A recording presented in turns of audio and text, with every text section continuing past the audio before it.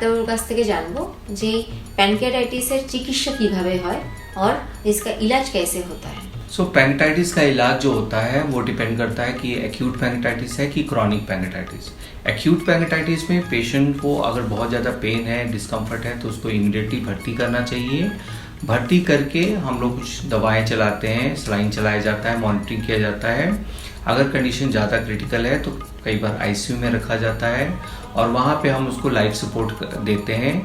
इसके द्वारा धीरे धीरे जो है पैंक्रेटाइटिस रिकवर करता है। एक्यूट पैंक्रेटाइटिस में इन्फेक्शन होने का रिस्क काफ़ी ज़्यादा रहता है, पैनक्रियास में भी इन्फेक्शन होने का रिस्क रहता है और पैनक्रियास के अलावा लंग्स में या यूरिन के रास्ते या बाइल डक्ट में इन्फेक्शन होने का रिस्क रहता है। तो उस कंडीशन में कभी कभी हम लोग को हाई पावर की एंटीबायोटिक चलानी पड़ती है और काफ़ी दिन तक चलानी पड़ती है। इसके अलावा पैंक्रेटाइटिस के बहुत सारे कॉम्प्लिकेशंस होते हैं।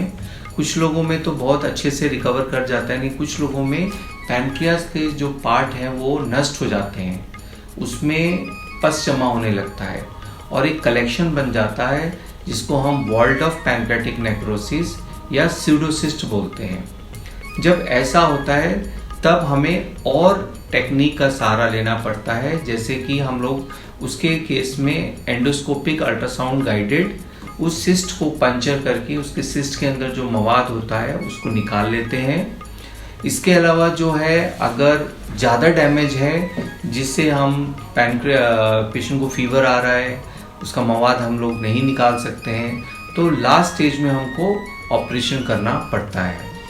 ऑपरेशन हम लोग कोशिश करते हैं कि अवॉइड करा जाए, क्योंकि ऑपरेशन में बहुत ज़्यादा रिस्क होता है, पेशेंट का डेथ होने का रिस्क बहुत ज़्यादा होता है और पेशेंट को काफ़ी दिन तक हॉस्पिटलाइज भी रहना पड़ सकता है और वो वेंटिलेटर पे भी जा सकता है। इसलिए एक्यूट पैंक्रेटाइटिस में जो ट्रीटमेंट होता है वो सिवियरिटी के ऊपर बेस्ड होता है और सिवियरिटी को हम लोग एसेस करते हैं सीटी स्कैन के द्वारा। सीटी स्कैन हमको गाइड करता है कि पैंक्रेटाइटिस जो है वो माइल्ड हुआ है कि मॉडरेट है कि काफ़ी सीवियर है। अगर माइल्ड और मॉडरेट है तो उसका रिकवरी बहुत अच्छा होता है, लेकिन जिनका पैंक्रेटाइटिस सीवियर होता है, जिनमें नेक्रोसिस होती है या पैनक्रियास का पार्ट डैमेज हो जाता है, उन सब केसेस में रिकवरी का टाइम बहुत ज़्यादा लगता है और हो सकता है कि वो पूरी तरह से रिकवर भी ना हो पाए, पेशेंट को लाइफ का भी रिस्क रहता है।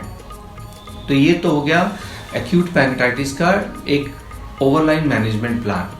अब दूसरा जो टाइप है बताया हमने क्रॉनिक पैंक्रेटाइटिस, जिसके अंदर बाइल डक्ट में पत्थर बन जाते हैं। तो गैस्ट्रोएंटरोलॉजिस्ट के पास ऐसी टेक्निक्स हैं, हम लोग बहुत सारी टेक्निक यूज़ करते हैं जिसको बोलते हैं हम लोग ERCP। तो ERCP के द्वारा मतलब हम लोग मुंह में एक नली डाल के, अलग टाइप का स्कोप होता है जो पेशेंट को बेहोश करके मुंह में नली डाल के पैनक्रियास की नली को हम लोग क्लीन करते हैं, उसके पत्थर को निकालते हैं, उसके अंदर स्टेंट डालते हैं। उससे दिखा गया है कि पेशेंट को बहुत आराम मिलता है, लॉन्ग टर्म रिलीफ बहुत अच्छा होता है, दवाइयाँ कम लगती हैं और पेशेंट को हम एक मेजर सर्जरी से भी बचा पाते हैं। तो क्रॉनिक पैंक्रेटाइटिस का ट्रीटमेंट एक्यूट पैंक्रेटाइटिस के ट्रीटमेंट से बहुत अलग है।